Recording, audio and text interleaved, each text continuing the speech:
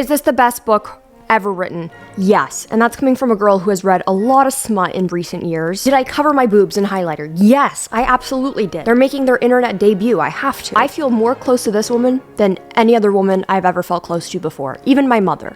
And I was in my mother for quite a while. Julia Fox's autobiography, Down the Drain, is, I think, the best book written in 2023. I don't give a shit. I loved it so much that I wanted to read some parts of it for you guys, some of my favorite parts, but I also wanted to encourage all of you to go on and read the book yourself, or at least listen to her audiobook, because it is so incredible and amazing and you need to experience it on your own. I'm just giving you a teaser, that's all this is. I didn't know too much about Julia Fox when I was getting into this book, except that she did comment on a TikTok of mine, and the TikTok was, you know, in relation to me hating men, and her commenting on that was very nice and validating as the queen of hating men herself. Absolutely love her. She looks absolutely stunning on the cover, and on the back, she even talked about how this cover was inspired by female bodybuilders because they are the only group of women that are not trying to change their bodies for the male gaze, which I think is so beautiful. This book is so well thought out and a masterpiece, okay? And everyone needs to read it. I even got the signed copy. I didn't know that the Cherry Hill Mall was gonna have the signed copy, but they did. Ah! And so normally I'm like highlighting in these books to read them and stuff. No, not today. I had to use little sticky tabs because I cannot deface this. This is my Bible. Before we get too much into it, I did want to thank today's sponsor. Thank you so much, Curology, for sponsoring today's video. I am so incredibly overwhelmed with how much people have been complimenting my skin recently because it is glowing, it looks really good, and I agree, not to toot my own horn, but I do owe it a lot to Curology. A few months back, my skin was at the worst it's probably been for me in years, and I was like, I need something to change that, and so I went onto Curology.com. I was able to message with a dermatology provider and send pictures of my skin, tell my concerns, hey, I have fungal acne, and I got my own custom formula sent to my door. And that's just one of the many reasons why I love Curology, because it comes right to my door. I have tried many different skincare products, my own little concoctions and potions. I don't know what I'm doing. I'm not a dermatologist. And evidently I ended up harming my skin more than benefiting it. My custom formula is the reason behind my clear skin. Additionally, Curology makes really good acne spot patches. I am prone to skin picking. I'm not perfect, believe it or not. I know, it's really hard to believe. It's a hydrocolloid patch which absorbs pus and oil. Very yummy. And then at night when I'm getting ready to go to bed, which is evidently like 4 p.m. because it's already dark out, 1 pump of my custom formula, and I am so happy and comfortable in my skin. So if you guys want to give Curology a try out for yourself, make sure that you click the link in my description. Subject to consultation and subscription is required. And I'm excited for you to get started on your own little Curology journey. Sorry, the vest is just sitting really like tight on my rib removal scars. I also did get a lot of inspiration for this video idea from this person on TikTok. I'm back in New York and immediately intoxicated by the city lights, which glimmer in silver and gold. They did an incredible job at Julia's voice and her inflection, and she is hilarious, so please go check out their videos. Also, I think I'm gonna start looking like this from now on. Julia was onto something. My eyebrows are gonna go next. Identities have been changed to protect the innocent and the guilty. Julia, you mastermind, you. To my dad, thank you for pushing me to write, even when I struggled to find the words. Thanks for mistakes you made, which I turned into art. I wish I could do that with my father's mistakes. Instead, I made fucking YouTube videos, so. No matter where life's journey takes me, for better or for worse, all roads lead back to you. But please, whatever you do not read this book. This is for the dreamers and the delinquents. The American dream. The year is 1996, and I just landed in the grand metropolis of New York City. The moment we step off the plane and my little feet hit the pavement, I drop my suitcase and cross myself. Grazie a Dio. I whisper under my breath. On the plane ride, I had asked my dad, if the plane gets in an accident, will we all die? To which he casually responded, duh. Despite my basic knowledge of the English language, I feel more comfortable speaking my native tongue. I was born in Italy and have spent the last few years in Saranno, a small town in the province of Varese, where the city eerily feels like the remnants of what was once a charming little town. I mean, not right now. Mommy's reading the Bible. As soon as I step outside, I'm hit by a wave of commotion that overwhelms each of my senses. Everyone talks so loud, and they're not polite at all. Whether they are greeting each other or telling each other to get the fuck out of the way, they make sure to cause a scene. I wave at the strange people passing by, and they stare back at me with confusion and alarm. Do I know you? One woman demands. I know, Clemmy. That's fucking crazy. Isn't that so rude? My dad yanks me away and tells me to stop doing that. This is going to be a tough habit to break. Okay, so what we're learning so far is that Julia Fox is the friendliest woman alive, and that woman who was rude to her is going to hell because of this. I hope that she thinks about it for the rest of her life, that she cursed out a little small child in New York City many years ago. The last time I was in New York, we were homeless. How it happened is hazy, but I vividly remember bouncing around between the homes of various family members and friends. The fighting, the chaos, and the tears are seared into my memory. The worst place we stayed at was a dingy squat house in Chinatown, where over 20 people slept on mats all over the floor. A fight broke out while I was asleep, and when I woke up in the morning, there was a thick puddle of what looked like to be blood on the floor of the entrance. Without a word, my dad swiftly scooped me up and we rode away on his bicycle, never to return. And we never spoke of it again. First of all, I grew up thinking that Julia Fox, I say growing up as if I didn't just discover who she was like in the last 2 years. I have grown up in that time. Since then, I have become a woman. I have had this idea that Julia Fox is a Nepo baby and that like, oh, she was famous since she was a child. Unbeknownst to me. To actually get to hear her story and to hear where she actually came from and what her situation was like as a young child, insane. Truly, for her to open up about some of these stories in this book is so incredibly vulnerable, and I think she's going to do a lot for young people who are choosing to read this book and may think that they have nothing in common with Julia Fox, because I didn't think that I had anything in common with Julia Fox, except that we're both sexy. I enjoy going to the hospital. I especially love getting shots, often asking the doctors for more. The nurses joke amongst themselves that they've never seen anything like it before. I relish the brief sting of the needle as it penetrates my skin and the satisfaction of watching the liquid go in and the blood squirt out. The bright, sterile quarters emit a distinct smell of cleanliness that I find oddly comforting. I love wandering around and snooping on the other patients, but mostly I love the warm, calming sensation of knowing that I'm going to be taken care of. Fuck! Damn, I weirdly felt the same way. I was in a lot of doctor's offices and a lot of hospitals as a kid. And everyone I know would talk about how much they hate being in hospitals, but I strangely really enjoyed it and liked it because it was like a time where all the attention and focus was on me, and it felt nice that people were worrying about me, which is so fucked up to think about in retrospect. But I am in therapy. Not currently. My therapist is on maternity leave. I saw her today and her baby. It's true, she actually had a baby. She didn't lie to me. That's so relieving to hear. We didn't have a lot of money, so if I wanted something, I knew the only way to get it was by taking it. Once my mom caught me red-handed. After a trip to the supermarket, I climbed in the backseat and began discreetly pulling all my new acquisitions out of my pants. Among them was a jumbo pack of Bazooka bubblegum. Just as I was about to pop another piece of the yummy pink bubblegum into my mouth, she spun around and caught me in the act. I braced for impact, but to my surprise, she asked me for a piece of gum, turned on the radio, and drove home. A few weeks ago, Jake and I watched her video where she was like connected up to the lie detector. And one of the questions was about her stealing pills. And we were both like, oh my God, no, she does not seem like the person to like steal. Like that just does not seem like her. Let's keep reading. In Italy, I never read books. My mom only read comic books. She even named me after the main character in one that she was reading while she was pregnant with me. Prior to my arrival, the doctors had told her that they had spotted a penis on the sonogram, and she even had a name picked out for me, Alessandro. But surprise, surprise, I came out with a vagina. I can't help but feel like maybe I was already a disappointment. Everything was blue for the first year of my life. If I had a nickel for every time that I had a friend that on their sonogram, it said that they had a penis, but they came out with a vagina, I would have 2 nickels. Which isn't a lot, but it's weird that it happened twice. My dad works a lot, and when he comes home, he's always tired and in a bad mood. The silver lining is that for the first time in my entire life, I finally have some independence and I'm starting to form a new identity. I feel like I'm a little lady, the woman of the house. I go to the dollar store and grab a roll of toilet paper when we run out. I get us some cereal and milk since my dad rarely goes food shopping. One morning, my dad comes in to get me dressed for school to find out I've already done it. When he bends over to tie my shoelace, I yank my foot away from him. I actually did it myself. Yeah. And I'm literally not joking. I can't feel the entirety of my right leg. I don't know if it's because I have blood circulation cut off because of how tight this vest is. or if there's like, complications with my rib removal surgery. So, We're both happy, and that night he takes me to my very first grown-up movie in a theater. On our way home, I rapid-fire questions at my dad about the movie. Well, if you behave, maybe I'll put you in a movie. My jaw drops. This man really is my hero. As it turns out, my dad's good friend Nathan is producing a small indie movie in Queens and asked my dad for a small investment. My dad agreed to give him the money on the condition that they find a role for me.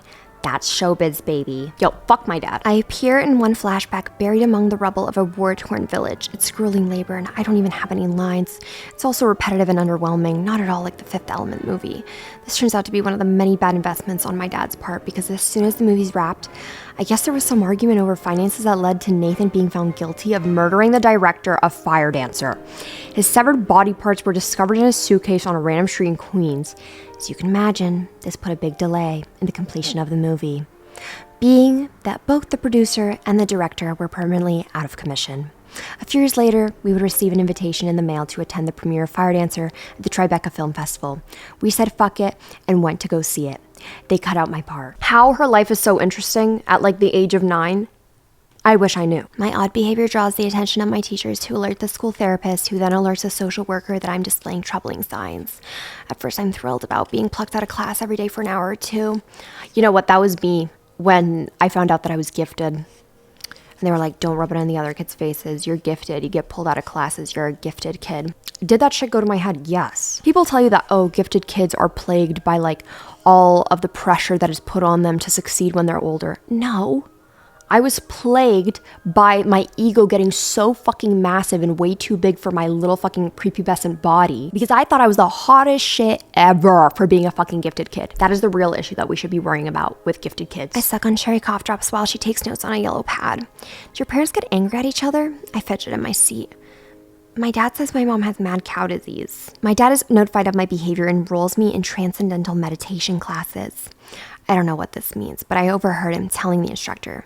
Her teacher said to put her on ADHD medication. Fuck that. I'm not giving drugs to a 9-year-old. Her brain isn't even done developing. I wonder what I need medication for. Maybe I am sick. I can't even remember the last time my dad took me for a checkup. Her dad taking her to transcendental meditation classes, but not the doctor, is honestly saying a lot about the American healthcare system. Probably cheaper to take her to transcendental meditation classes than going to the doctor. I have now been threatened to lose my insurance 3 times within the last 2 years, and I still haven't somehow. It's like I'm playing Russian roulette. I show up at the pharmacy and I'm like, I don't know if my medication is going to be covered or if I owe $800 right now. And somehow it's been covered. And I'm not going to question it. And would a normal person try to get security and actually make sure that they have insurance for another year? Yes. But I'm like, well, if I touch it, then maybe I'll lose it. So I'm just not going to touch it. I'm not going to worry about it until it's time to worry about it. So I'm playing Pokemon cards with Chris and Josh next door when I suddenly feel a strange sensation in my panties. See, when she says panties, it's perfectly fine. When Colleen Hoover says it, it's a war crime. As I sit cross-legged on a folded newspaper, I glance down and find little red droplets seeping onto my pants and onto the paper. When I realize it's blood, panic sets in. I contemplate for a few moments what to do next. A part of me wants to blurt it out, but the other part doesn't want them to know that I'm different from them. I awkwardly stand up, gripping the newspaper against my butt before running home backwards. Chris and Josh watch me with a puzzled look on their face and continue playing, unbothered. I don't feel comfortable telling my dad, so I phone my mom. Her voice betrays her feelings when I tell her the news. She assures me she's not upset, but her tone sounds sad. I just wasn't expecting this, she says. I can't shake the feeling that I've done something wrong. Once my parents are back home, my dad locks her in the bathroom with me, forcing her to teach me how to properly insert a tampon in my vagina. Be a good mother, he demands as I clutch the plastic applicator in my sweaty palms. She pauses, trying to mask her visible discomfort, and casually suggests she'd use pads. I have been the mom to try and convince my friends to use a tampon, and then it didn't work out. And then I'm like, maybe you should just use pads. My new friend Ella says that her mom is her best friend. After school, I timidly tell my mom that she's my best friend. She rolls her eyes and brushes me off. You sound so American. I know this is meant as an insult. Mothers and daughters can't be friends. I can't help but feel like I'm missing out on something fundamental in life. This is very sad. This is extremely sad. And I entirely know what she's talking about. But I'm going to tell you right now that I have also had this experience because I have also had an immigrant mother. I love my mom more than anything. I literally like just got off the phone with her. I showed her this makeup look and she's like, okay, slay. But it was in Polish, like the Polish word for slay. And there were some certain things that I so badly wanted to say to my mom that other people were like saying to their mom. Like, I so badly wanted to call her by her first name. And she's like, what the fuck? We do not do that. I so badly wanted to be like, you are my bestie. And then she was like, I am your mother. Although I will say, Julia does talk about having a very difficult relationship with her mother. And although I will say, like, I have a pretty good relationship with my own mom, I get it. I get it. You sound so American. Oh, Julia's dad time. This, I literally laughed out loud. And I don't laugh out loud to a lot of things. My dad comes into my room one day with a very serious look on his face. Look, girls, I gotta tell you this for your own good. Do not smoke that PCP angel dust. It makes hair grow on your brain. Weed, heroin, cocaine, all that shit is fine, but stay away from that angel dust. It makes hair grow on your brain. I feel like I knew people who were doing angel dust in middle school. I feel like I did. Who are doing ketamine? Ketamine? PCP? Hold on. Let me just not confuse my drugs. Oh, people were smoking K2 when I was in middle school. I started telling my new friends in Philly that in middle school, a lot of people did ketamine. It wasn't ketamine. It was K2. My apologies. We finally get caught shoplifting during a shopping trip at Bloomingdale's. A husky security guard leads us to a small windowless room and orders us to take off our shoes. I hesitate, knowing I've stuffed my sneakers with tons of gold-plated jewelry. The guard asks how old we are. When we tell her, she informs us that she's going to have to call our parents as well as the police. After an hour of trying to talk our way out of it, they take our photo and ban us permanently from the store. Inside the cop car, neither of us seem fazed by the outcome. Can you turn your siren on? I ask excitedly. No, the officer quips. Fine. How about the radio? Like, I'm pretty sure she did an ad with them, which is so fucking badass. Oh my God, the parallels. Oh my God, that's like me. Oh my God. Well, it's on a much smaller scale, but I admit this too much. Like, I'm way too open about this. I found out through a YouTube video that if you just message Lush and you're like, hey Lush, I didn't get my order. And they're like, what's your order number? And you're like, I don't know. That they then will send you free stuff in the mail to make up for it. This was back then when online shopping was like relatively new. And I started doing that. And it wasn't until I watched Orange is the New Black later on in life that I realized that I committed mail fraud. Several times. Anyway, lo and behold, who hits me up a month ago asking if they can send me a PR package? Fucking Lush. If that isn't the most badass thing ever, that is my coming full circle moment. That is my circle full coming. That is my full circle coming circle. Mommy will teach you how to do mail fraud when you're older. Oh, I'm just like Julia Fox. The only class I excel in is creative writing, or at least I'm used to excel in it before I fell in with the wrong crowd. One afternoon, my teacher, Miss Williams, pulls me aside after class and expresses her concern. Used to be one of my more promising students, she says, but now I'm not so sure. I resent the fact that I care what Miss Williams thinks about me. Normally, I couldn't care less what anyone thinks. Yet the thought of letting her down fills me with anxiety. I wonder if this is how normal people feel about disappointing their parents. The next day, I nervously hand my paper to Miss Williams at the beginning of class. Later in the day, she approaches me in private and asks me for my permission to read it to the class as an anonymous submission. No one will know you wrote it, she reassures me. I was moved by your writing, Julia. She insists that my work could serve as an inspiration for classmates. All the while, I wonder whether she's going to ask me if I'm okay. I'm nervous to have something so personal be shared with what feels like the world, but I concede and I give her my consent. The next day, Miss Williams reads my writing out loud to the class. My hands start to sweat as I hear her reciting my pain. My trauma feels dreadfully familiar, even when it's in her voice. Some of my classmates snicker and purposely make noise. Every time that they do, I feel stupid and insignificant. Corny, someone remarks. And even though they don't know who wrote it, I do. And that's enough for me to feel humiliated. Miss Williams doesn't even ask me if I'm okay. From that moment on, I vow to keep everything inside and never share my vulnerability with anyone ever again. Until now. I've read a few different like little reviews on people being like, I read Julia Fox's book and this is what I thought. And people thinking that she's just this stupid, dumb idiot and that how could she possibly be good at writing and she must have a ghostwriter. That's what pissed me off, is because if you read the book, then she talks about how she was very good at creative writing, and it is a passion of hers because a woman is hot and sexy and into fashion and beauty and makeup, that it is then a surprise that she is actually good at something like creative writing, or that she must have had a ghostwriter. I don't know. Just hearing so many reviews of people being pleasantly surprised that Julia Fox didn't have a ghostwriter. Are you saying the same thing about male celebrities who have books? Like, probably fucking not. So Rose and I comfort Tara as she cries. I'm so ugly. Nobody likes me. I try so hard to be perfect, but I'm not. I'm short and fat and ugly. Who cares what boys think? I tell her with a shrug. Boys are fucking dumb, in case you haven't noticed. Wrong thing to say. Tara's cries turn into full-blown wails. Tara, you're so beautiful, Rose says. Are you kidding me? Look at you. You're hot. So many guys want to hook up with you. No, they don't. They want to hook up with you guys because you guys have big boobs and blue eyes. Tara springs up and locks herself in my mom's bathroom. Rose and I look at each other, shaking our heads. I need a cig, she says. We go to the balcony, admire the view from the 21st floor. Before I can finish my sentence, Tara rushes towards us with a maniacal grin and swings the door shut, locking us on the balcony. I start tugging on the door and fidgeting with the handle. It's definitely locked, I tell her. When Tara's face appears at the adjacent window, I start yelling, "What the fuck, Tara? I'm gonna kick the glass in if you don't open this door." She struggles to get the window all the way open, but once she does, she swings her leg over it, straddling the frame, her perfectly pedicured foot dangling over 20 stories high. Rose starts crying and frantically pleading with her. "What the fuck are you doing, Tara? Tara, please get back inside." Tara giggles. "Don't cry, Rosie. I love you. It's better this way.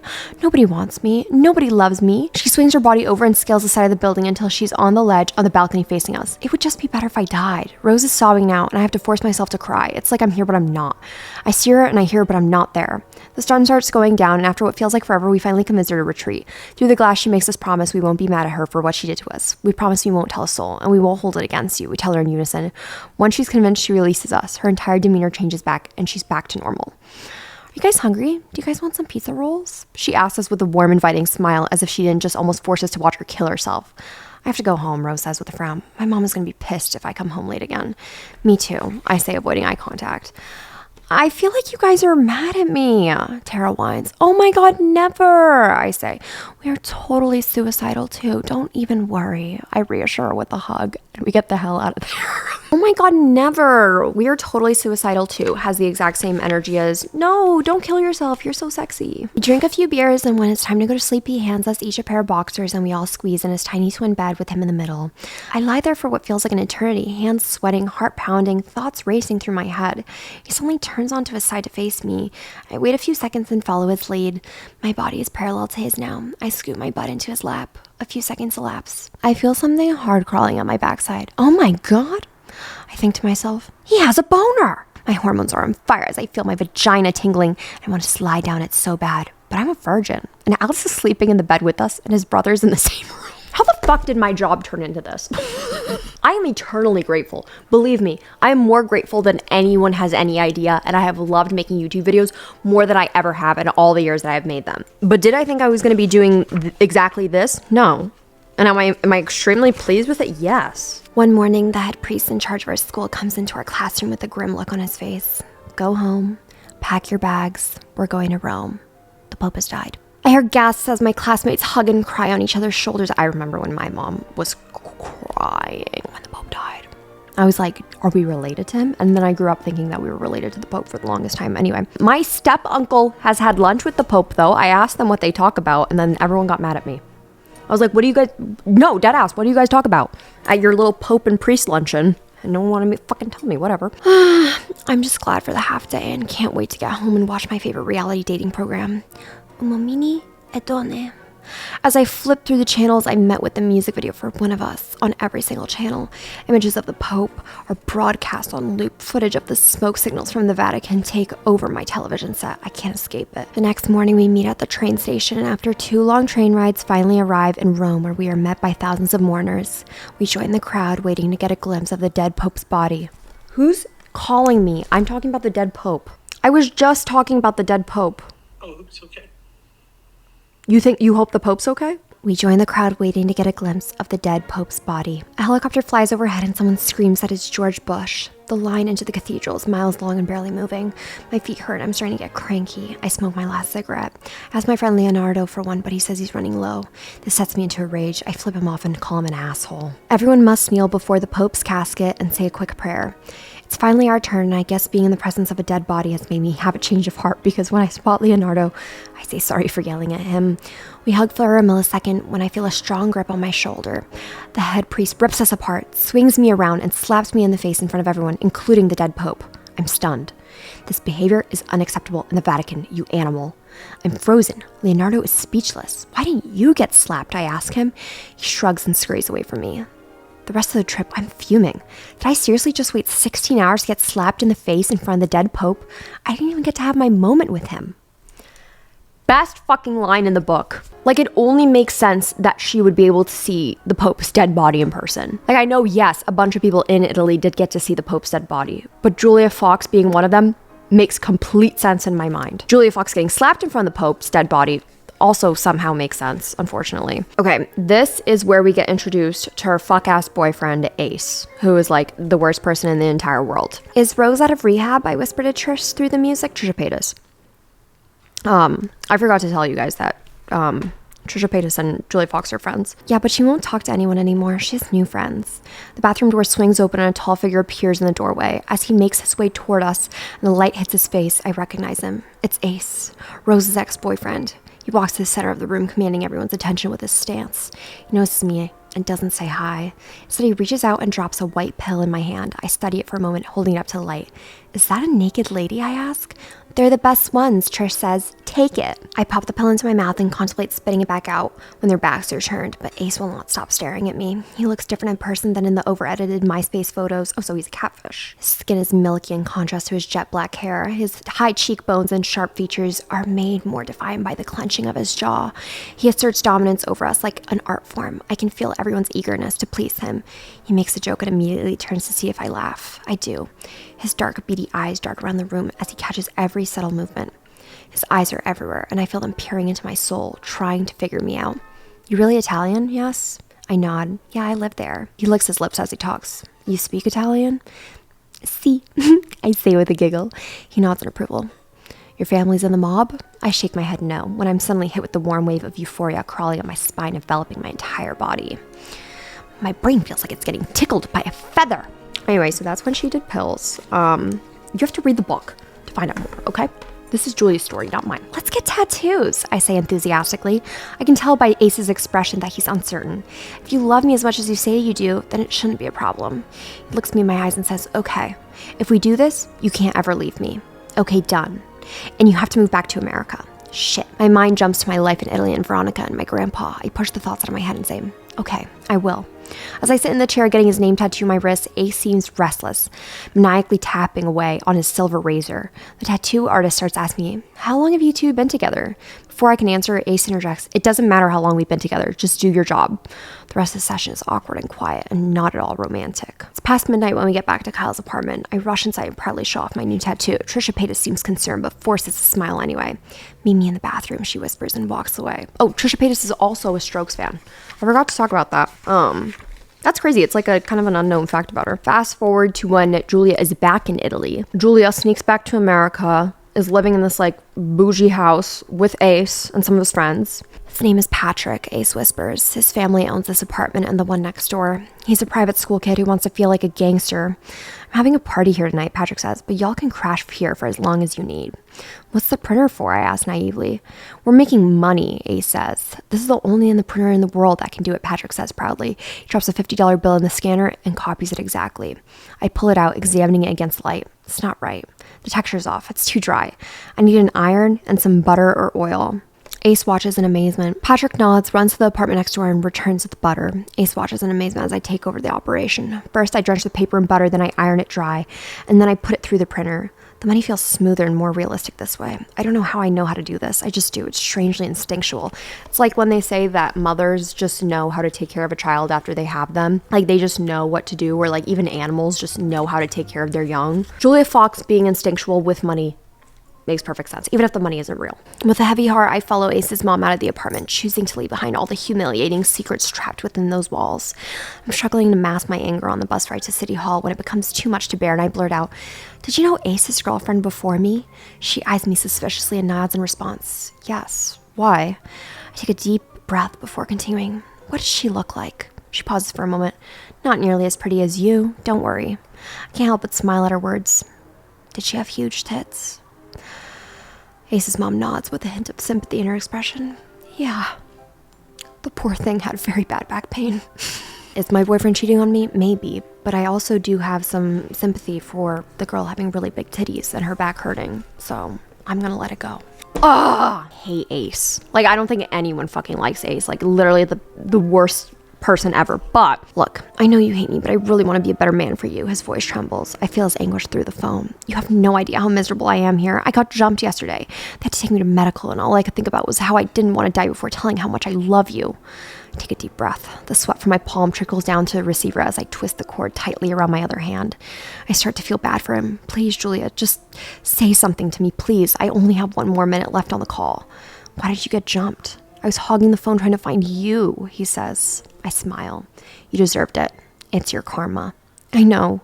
Are we even now? No, I say. I fucking love her for finally beating her stupid ass boyfriend to the curb. Even the last line of the chapter is, I am no longer his property. Although it was not to the extent of Ace in this book, I had a situation like this when I was younger with a guy. That shit's tough. And reading this book at times was pretty difficult because it was very reminiscent of my experience. But that's why I'm really, really happy that someone like her is making a book like this, because I had no idea about the situation, and it makes me feel a lot closer to her and like I can relate in a very parasocial way because, you know, it's a book about her life and she knows nothing about me. Except my one TikTok. She did comment on that TikTok. She does know who I am, so...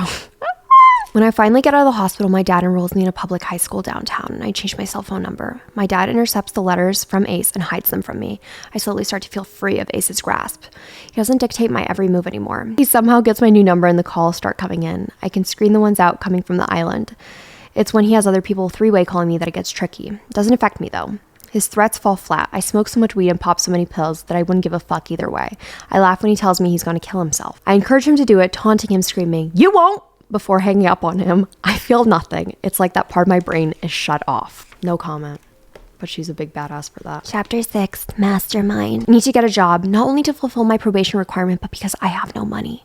The numbers I had stolen off my dad's credit card stopped working, and we can't steal checks from Serena's dad anymore because he threatened to have us arrested, and he's totally the type to do that. I go on Craigslist and I already know where to look. I scroll down to the bottom of the page, adult gigs. I scan the job postings, prostitute, stripper, slutty assistant, prostitute, slutty maid, prostitute, prostitute, until I read the words dominatrix dungeon hiring. No sex, no nudity, no experience necessary. Her dominatrix arrow. I click on the listing and I'm met with the instructions. Send in a recent full body picture, write a quick bio with age, height, and weight, the level of experience, describe in detail most sadistic sexual fantasy.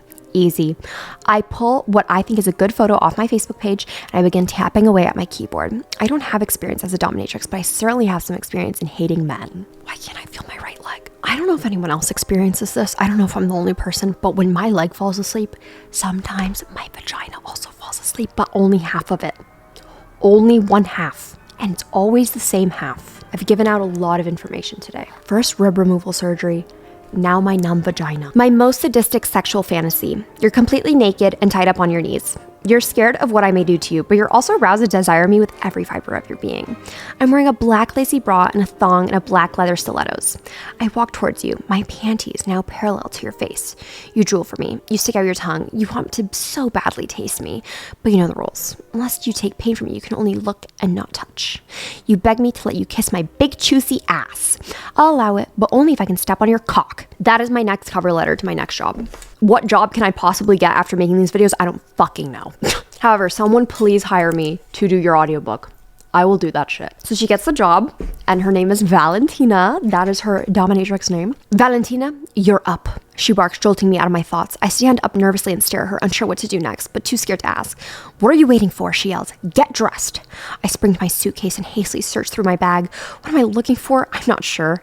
A few minutes, I emerge from the bathroom in a cheap, mismatched black cotton thong and bra and ripped pantyhose and bright red lipstick. She looks like a hooker. I hear someone snicker as I leave the room. She only likes new girls, Greta says, as she logs numbers in a notebook. When she finally glances up to see my outfit, she becomes animated with disdain. I hear the girl's laughter as she makes faces and waves her giant arms around. Valentina, what the fuck are you wearing? This is high-class place, Valentina. You look like cheap hooker. So this is her first client. As soon as I crack the door open, a thick cloud of smoke engulfs me, wrapping itself around me and pulling me in. I squint into the dark room through the haze, trying to locate him. I'm startled when I glance down and find him lying motionless on the floor beneath me. My heart racing, I nervously blurt out, "Oh my God, I didn't see you there." "I hope you don't mind," he says. I hook myself up to save some time. As I inch closer, I realize that he's completely naked and his balls are tightly bound to a rope that's connected to a torture device hanging from the ceiling. I'm Stuart, smoking Stuart, but my friends call me Stu. Nice to meet you, I say quietly. My immediate assessment of him reveals a man in his 50s, out of shape, with a pasty complexion, and glancing downward I notice he also has a small penis. On the floor beside him are 2 packs of cigarettes, Camel Lights, and Marlboro Lights. Those are for you, he says. I don't know which you prefer, so I got you both. I don't tell him I smoke Newports. I don't want to hurt his feelings. To calm my nerves, I grab a Marlboro and I light up. My hand trembles slightly as I hold the cigarette up to my lips before I can take a second drag. He interrupts me. You might want to save that for me, he says, his voice muffled by a black rubber mask he just put on. You're going to have to do a lot of smoking. I watch in stunned silence as he attaches a rubber tube to the mask mouthpiece and explains in a distorted voice that I'm to chain smoke the cigarettes and blow the smoke through the tube, which will be in his mouth. And if you're up for it, you can even spit in my mouth, or even pee. In between exhales, I try to make small talk to pass the time and begin even asking questions about himself. Where are you from, I ask. He spits the slimy tube out of his mouth and says, I'm a New Yorker. I grew up in a very beautiful part of New Jersey. No one opens the door for a native New Yorker. No one chain smokes in a tube for a native New Yorker. No one steps on your balls for a native New Yorker. But you live here now? I follow up. No, I actually live with my mom in New Jersey. She likes having me around, he says with a shrug. You should come over to the house sometime. An hour in, he decides he needs a break. Hey, do you like the Strokes? He asked, pulling out a small speaker from his duffel bag. They were the first live concert I ever went to, I reply, excited that we may get to listen to some good music to lighten the mood. This is me and my cover band, he says with a toothy grin. My elation quickly sours when he proceeds to play his rendition of every single song by the Strokes. He sings along, occasionally belting out lyrics a cappella. It's obvious that he thinks he has a great voice. I force a smile and bob my head to the music, cringing from the secondhand embarrassment. Okay, let's get back to it, he says, clapping his hands. Everyone knows that I am a ginormous Strokes fan. I love the Strokes. Like, a Strokes cover band actually sounds like my worst nightmare. When all of the Strokes die, I never want to see a single cover band. If you yourself are a young man and you have like a group of young man friends all living in Manhattan and you guys all happen to be musicians, don't even ever fucking think about doing a Strokes cover, because I will dox you and all your friends and your mother. One night, Marissa and me invite my dad and me out to dinner to thank us for allowing Mia to move in on such short notice. Since my dad agreed to give his urine for drug tests, we're on speaking terms, so I decide to go. I gave my urine once for someone else's drug test so that they could pass. But it was so this person could get a job interview. You know what sucks? Those people don't talk to me anymore. I'm gonna snitch. I want my piss back. Hey, if you're gonna stop being friends with me, I want my piss back. Anyway, this is where she meets her sugar daddy. Rohan rents a house for us in the Hamptons, as he does every summer. I decide to invite Shane, basically her boyfriend, out on a weekday when Rohan is usually in the city. We're swimming naked in a pool and I hear a familiar voice. Poupée, where are you? He calls her Poupée. Shane and I both freeze. The color drains from my face as my eyes dart around the pool, searching desperately for a way out. It feels like I'm having an out-of-body experience watching Rohan in slow motion as he walks onto the deck. I wipe the horror off my face and I smile as I leap out the pool and wrestle a towel over my naked body. Rohan, what a nice surprise. I lean into him and kiss him on the cheek, trying my best to act normal.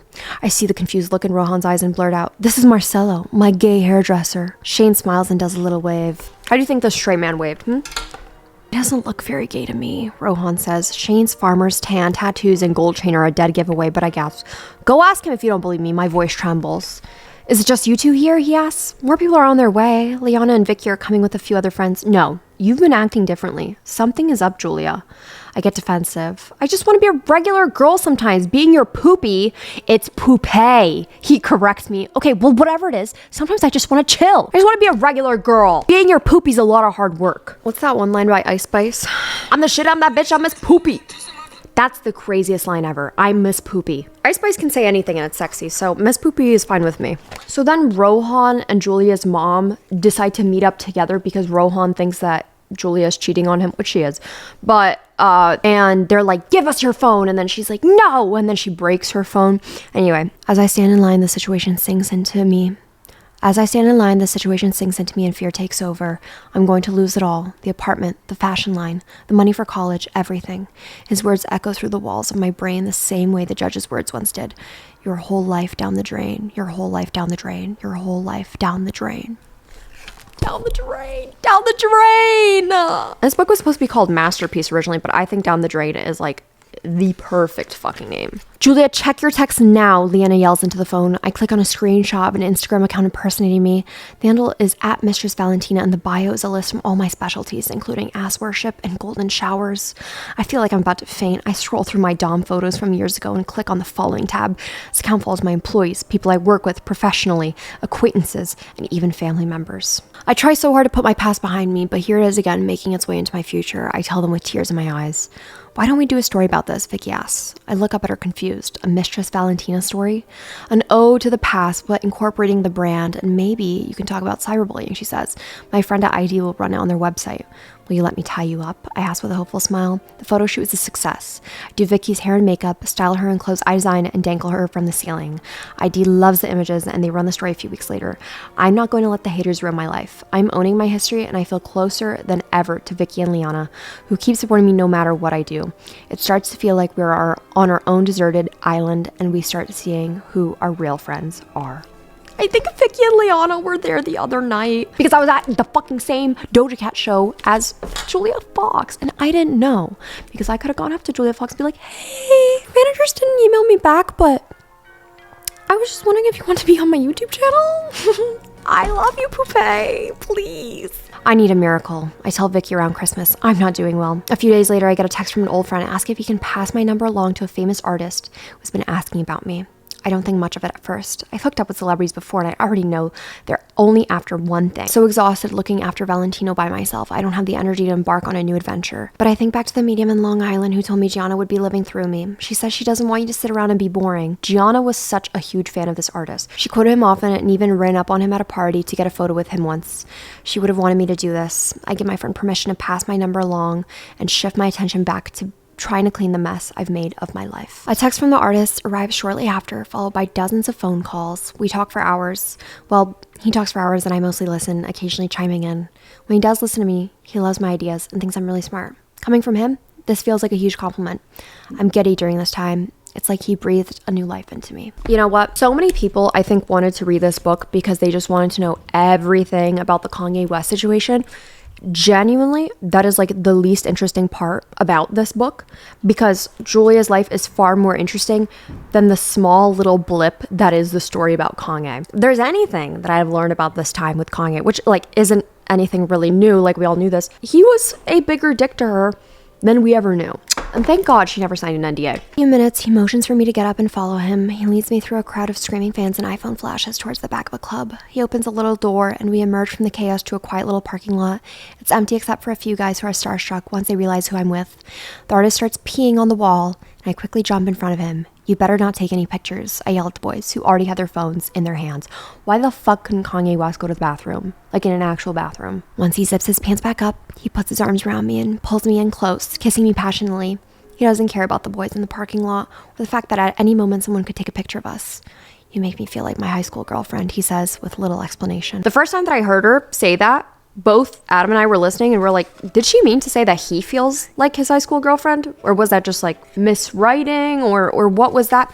I genuinely think that's what Kanye West said. I think Kanye genuinely said, you make me feel like my high school girlfriend. And that's why she said with little to no explanation behind it. Imagine peeing on a wall. You make me feel like my high school girlfriends. If you're worried about me embarrassing you, I wouldn't do that, he says. You have a son, and my mom was a single mom. That's odd, I think to myself. Would he offer me the same courtesy if I had a daughter? I keep my observations to myself and listen as he discusses his lofty plans for our future. He wants to appoint a team to work on my wardrobe. I immediately think of an episode of Keeping Up with the Kardashians where he did the same thing for his estranged wife in the early stages of dating. This all feels so surreal. I recently watched that episode of the Kardashians. I can't wear this with a bra, I say, shaking my head as I take it off and hand it to Tammy. I'll get you a boob job if you want. The artist's words cut through the air, sharp and unexpected. I look at myself in the mirror, taking in my post-baby body. They're not so bad, I think to myself. I'm good, I say, kindly refusing his casual offer. I'm not getting a boob job, but his words stick to me like a piece of lint on my clothes, and I can't shake off the uncomfortable feeling. Dickhead, dickhead, dickhead. Around this time, an NDA gets passed around my group of friends. I think you have to sign it too, Tammy says to me. Without thinking, I say, no way. He can take over my life, but he's not taking away my voice. As we make our way to the car, he seems different, distant, and preoccupied. The only time he engages is if the camera is on us, when he will grab me and kiss me passionately. Once we're alone in the car, I do most of the talking as he listens intently. As we drive through these cold city streets, I sense that our time together may be quickly coming to an end. My friend takes the aux cord and quickly sends everyone into a frenzy as the artist dances and sings along to remixes of his own music. The next day I text him I'm not having fun in this relationship anymore, to which he asked me not to leave him. If you love me, you would support me, he says. Who's going to support me though? He calls and we speak on the phone one last time. He tells me he had a good conversation with his soon-to-be ex-wife and discovered a lot of information about me. I didn't know you were a drug addict, he says, as if I duped him. I told you. Maybe if you listened more. Not to mention, so were you. At this point, I'm yelling. I told you I didn't want to go public. He remained silent for once. You said you wouldn't embarrass me. I refused to let him hear me crying, so I hang up and tell my publicist to inform the press that we are over. Shortly after, my $1 million Italian denim deal falls through as well. It's contingent on you being his girlfriend, I'm informed. Made me very angry about the situation all over again. I want every single person who is still a big fan of Kanye West to read this book. Nobody puts respect on Julia's name, Jesus. I randomly receive a text from the artist once he realized I never signed the NDA. I'm busy dealing with Harmony's passing, so I ignore it. He starts calling me and my team asking me for me to get it signed. I write him a lengthy text in which I reiterate that I'm not signing jack shit. I can't be friends with you if you don't sign it, he warns me. I'll live, I text back. Ooh, I'm ready for a new start. I'm ready to release the resentment I've been harboring and focus on right now. And at this very moment, I am filled with gratitude for people in my life and the opportunities that this city has blessed me with. I wouldn't be where I am today without the countless mistakes I made to get here. It's okay to live with regret. It's not okay to let it consume you. Sometimes you have to say fuck it and throw your life down the drain just to see where you'll come out on the other side. As I cross the street, clutching my poster, a group of girls inside a restaurant recognize me and begin jumping up and down, holding their own poster to the glass. I smile and wave as an unfamiliar feeling envelops me. Everywhere I turn, I see girls dressed like me. It's a far cry from the days where I was bullied and called weirdo, freakazoid, white trash, prostitute, or my favorite, weird white girl with a fat ass. I was ridiculed for being different and doing whatever I had to do to survive. But now, everyone is wearing latex. Also, if you're part of the little Nikki Nasty reading club where we're reading books, you cannot put this down on your Goodreads that you have read it because there's so much to be read. I've only read a very small section of it. I recommend everyone reads it, whether you think you don't like Julia Fox, whether you do, whether you're a Kanye fan, whether you're an ex-Kanye fan, whether you don't even know who the fuck she is. Read it. It felt very good for the soul, and I have a newfound appreciation for this woman. If you read this book and you're like, I'm so surprised that she's a good writer, I'm so fucking surprised, check yourself. Stop underestimating hot women. If you guys like this video, please make sure that you leave it a like because it helps me out so much. Also leave a comment if you want to see me read any other books on here. If you yourself read Down the Drain, any thoughts on it, any feedback, I want to hear it. Make sure that you subscribe if you want to be nasty. If not, you're disgusting. Also make sure you have your bell notifications on so you know every single time I post or else you are gross. Thank you so much for 700,000 subscribers. I screamed in bed and I waited up all night until I edit. Thank you so much. It means the absolute world to me, and thank you for all the new people for joining along. I have some nasty tote bags that are for sale if you want to check those out for the holidays. I also have a podcast that I upload every other Monday. And if you want to follow me on my other social media, Instagram, Twitter, Depop, Spotify, it's just at Nicole Rafiee. And if you want to follow me on my TikTok, it's at Nikki Nasty. Thank you so much, Julia Fox, for writing the book of the year. And also, thank you to my surgeons for removing 4 ribs of mine so that I could fit in this vest. I'm taking this shit off. This is the most uncomfortable thing in the world. There's no reason that my leg is literally asleep. Goodbye.